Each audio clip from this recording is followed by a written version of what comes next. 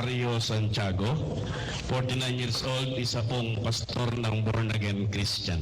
Narito po siya.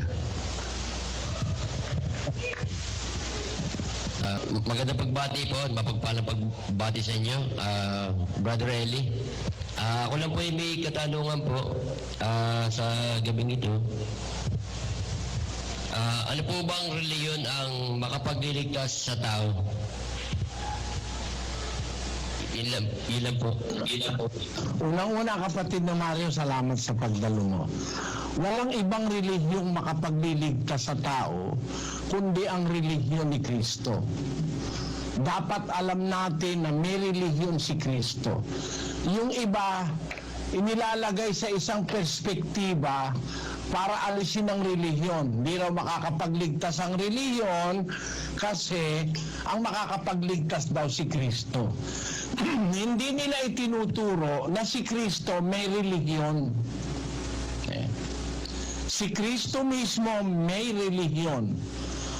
Kasi ang kahulugan ng salitang relihiyon mula sa salitang Grego na pinanggalingan ng halos lahat ng salin ng Biblia, ang relihiyon ay tinatawag na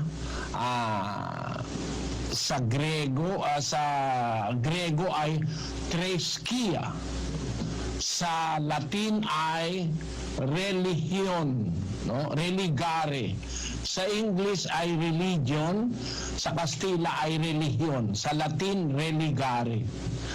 Ang mga implikasyon ng salitang threskia, religare, religion, lahat ng ito ay ginanap ng Panginoong Hesukristo. So meron tayong paniniwala na si Kristo mismo may relihiyon. Hindi siya ateista. Meron siyang Diyos. Ipinakikilala niya, aking Diyos at inyong Diyos, aking Ama at inyong Ama. Sabi niya kay Maria Magdalena. Ngayon, yung relihiyon sa original na kahulugan sa Grego, ang kahulugan nun ay worshiping, ceremonial observance, religion.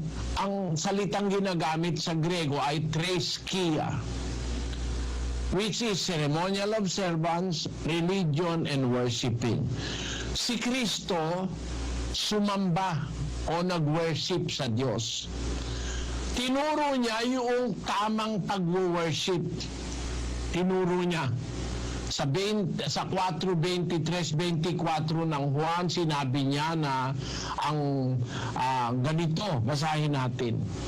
Datapwat dumarating ang oras at ngayon nga nasasambahin ng mga tunay na mananamba ang Ama sa Espiritu at katotohanan, sapagkat hinahanap ng Ama ang mga gayon na maging mananamba sa Kanya. Ang Diyos ay Espiritu at ang mga sa Kanya'y nagsisisamba ay kinakailangang magsisamba sa Espiritu at sa katotohanan. Nagturo siya ng pagsamba. Kasi siya mismo mananamba. Ang tunay na mananamba kailangang sumamba sa Ama, sa Espiritu at sa katotohanan. Si Kristo mismo sumamba sa Diyos. No? 5:7 ng Hebreo. Na siya sa mga araw ng kanyang laman ay naghandog ng mga panalangin at mga daing na sumisigaw ng malakas at lumuluha doon sa may kapangyarihang makapagligtas sa kanya sa kamatayan, at siya'y dininig dahil sa kanyang banal na takot. Ang mga araw ng kanyang laman, nagandog siya ng mga panalangin, mga pagpuri, meron siya mga pagpuring ginawa, mga daing, mga pagpapasalamat. Sa araw ng laman niya, sumamba ang Panginoong Hesukristo sa Ama. So nagkaroon siya ng worship, nagkaroon siya ng pagsunod sa Diyos, nag-observe siya ng mga na laman ng salitang threskia na ceremonial observance. Pati yung pananalangin niya sa Diyos nagpapatira papas siya no? Yung pagsambat, yung pagpapatira pa, isang akto ng pagsamba yun Ginawa ni Kristo yun sa harapan ng Ama. 26:39 ng Mateo. At lumakad siya sa dako paroon, at siya'y nagpatira pa at nanalangin na nagsasabi, Aba ko, kung baga maaari ay lumampas sa akin ang sarong ito, gayon may huwag ang ayon sa ibig ko, kundi ang ayon sa ibig mo. Sumusunod siya sa ibig ng Ama, maski sa panalangin nagpapatira pa siya, bagaman anak na siya ng Diyos, nagpapakumbaba siya sa harap ng Diyos. May mga ceremonial observance na ginanap si Kristo, may pagpupuri, umaawit siya sa Diyos, 2:11 ng Hebreo, basahin natin. Sapagkat ang nagpapaging banal at ang mga pinapaging banal ay pawang sa isa, na dahil dito'y hindi siya nahihiyang tawagin silang mga kapatid, na sinasabi, Ibabalita ko ang iyong pangalan sa aking mga kapatid, sa gitna ng kapisanan ay aawitin ko ang kapurihan mo. Umaawit siya sa Diyos kasama ng mga apostol. Nababasa yan sa Biblia, no? Umaawit siya. Ang ibig ko lang sabihin, kapatid, si Kristo mismo nag-perform ng mga acts of being religious. Ngayon, ano yung relihiyong itinuro ni Kristo? Na siya ring relihiyon niya. Ang sagot natin ay kukunin natin sa Biblia. Sabi ng Kristo sa mga apostol, 28:20 ng Mateo, na ituro ninyo sa kanila na kanilang ganapin ang lahat ng mga bagay na iniutos ko sa inyo. At narito, ako'y sumasa inyong palagi hanggang sa katapusan ng panahon. Ang sabi niya, ituro raw ng mga apostol lahat ng iniutos niya. Sa makatwid, ang ituturo ng mga apostol, yun lahat ng inutos niya doon sa relihiyon na kanyang ginanap sa Diyos. Pagsamba, pagsunod, kabutihan ng budhi, lahat ng sinabi niya sa mga apostol, sabi niya sa mga apostol, ituro niyo sa kanila, gumawa kayo ng mga alagad. Turo niyo sa kanila, yun lahat ng utos ko sa inyo na ituro. Maaari tayo ngayong magkaroon ng kaliwanagan sa mga turo ng mga apostol kasi inutusan sila ni Kristo ituro lahat ng ipinapaturo niya Ang sabi ngayon ng mga apostol sa 14:37 ng unang Korinto, Kung iniisip nino man na siya'y propeta o ayon sa Espiritu, ay kilalanin niya ang mga bagay na sa inyo'y isinusulat ko na pawang utos ng Panginoon. Yung palang mga tinuro ni Kristo, isinulat naman ng mga apostol. At lahat ng sinulat nila, pawang utos. Wala silang idinagdag. Kaya ang bili ng mga apostol, 4:6 ng unang Korinto, Ang mga bagay ngang ito, mga kapatid, ay inianyo ko sa halimbawa sa aking sarili at kay Apolos dahil sa inyo, upang sa amin ay mga tuto kayo na huwag magsihigit sa mga bagay na nangasusulat, upang ang sino man sa inyo ay huwag magpalalo ang isa laban sa iba. Ayon, sabi ng mga apostol, yung mga sinabi ni Kristo, sinulat nila. Ang bilin ngayon ng mga apostol, upang sa amin matuto kayo. Huwag hihigit sa bagay na nasusulat. So dapat, kung ano yung nasusulat, yun ang matanggap natin. Huwag hihigit doon.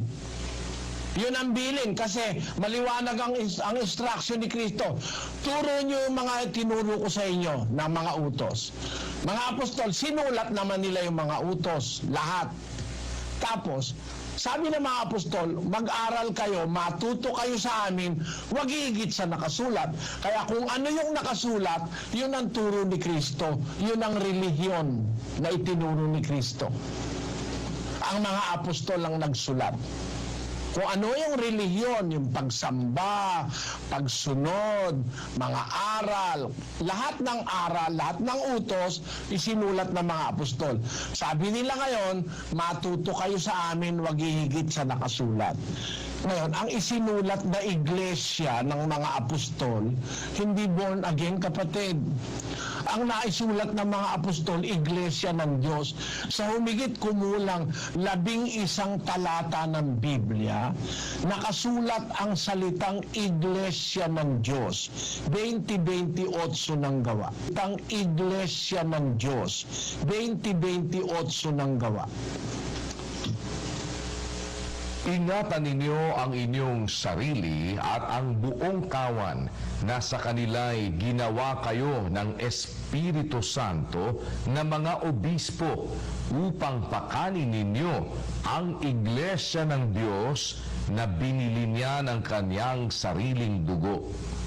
Ang iglesia ng Diyos, ang binili ni Kristo ng kanyang dugo, ipinangaral ni Pablo ito sa Judea. Ano? Nung nakarating siya ng Korinto, ng Epeso, ng Galacia, yun din ang pinangaral niya, iglesia rin ng Diyos. Basahin natin na 2 Korinto 1:1. Si Pablo, na apostol ni Kristo Jesus sa pamamagitan ng kalooban ng Diyos, at si Timoteo na ating kapatid sa iglesia ng Diyos na nasa Korinto. Kalakip Ang ipinangaral din niya sa Korinto, iglesia ng Diyos. Sa Tesalonica, yung din ang pinangaral niya sa 2 Tesalonica 1:4. Anupat kami sa aming sarili ay nangagkakapuri sa inyo sa mga iglesia ng Diyos dahil sa Kita mo, sa Tesalonica, iglesia ng Diyos din pinangaral niya. Pagdating niya sa Galacia, yun din ang pinangaral niya, iglesia din ng Diyos. Basahin natin ang 1:13. sapagkat inyong nabalitaan ang aking pamumuhay ng nakaraang panahon sa relihiyon ng mga Hudyo, kung paanong aking inuusig na malabis at nilipol ang iglesia ng Diyos. Yung iglesia ng Diyos, kinalaban pa ni Pablo yun noong umpisa eh. Bago siya naging apostol, inusig niya iglesia ng Diyos. Kaya kung meron mang relihiyon na itinuro si Kristo sa mga apostol, walang iba kundi yung relihiyon mismo na kanyang ginanap. Pagsamba, mga utos, mga papuri, pag-uugali, pati pangalan ng iglesia na kanyang itinuro sa mga apostol nasa Biblia, kapatid na Mario. Siguro hindi naman mahirap maintindihan na ang salitang relihiyon na ang kahulugan ay religare, na ang kahulugan ay pakikipag-ugnay. Kasi yung lihiyon, ugnayan yun eh. Relihiyon, muling pakikipag-ugnay. Ganon din naman yung salitang na kahulugan ay again, at ligari, which means to bind. Religari, to bind again, to have reconciliation, to be united with. Yun ang kahulugan ng relihiyon eh.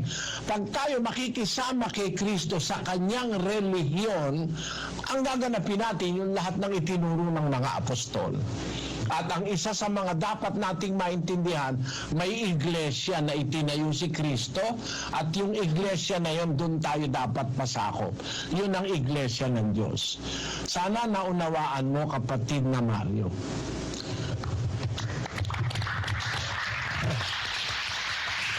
Okay po. Yan. Maraming salamat po, Brother Eli, sa inyo pong pinaliwanag niyan. At ito po yung malaking bagay na naunawan po namin ang inyong kasagutan. Salamat po.